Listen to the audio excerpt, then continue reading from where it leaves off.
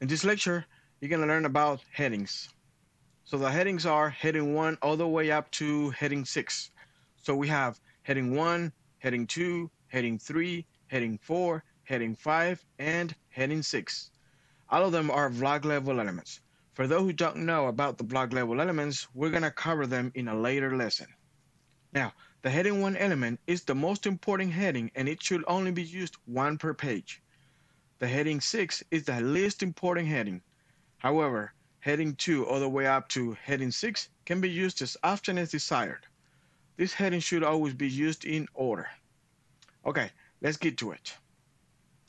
So we're gonna add H1, which is the first one. I'm gonna enter, this is heading 1. Okay, now I'm gonna do a heading 2 element.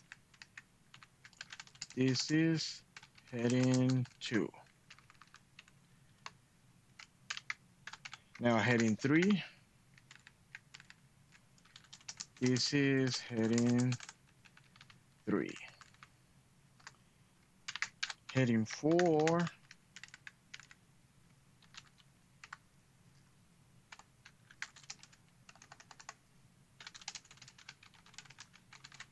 This is heading 4.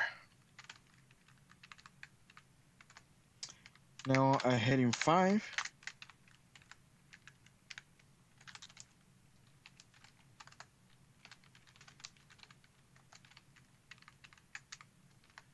And the last one is a heading 6.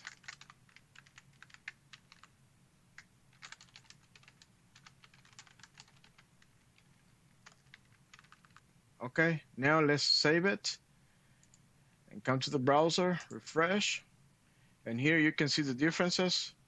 The heading 1, it has the largest font size. The heading 6, which is the last one, has the smallest font size.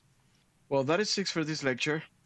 In the next lecture, we're going to learn about the paragraph, line breaks, and thematic breaks.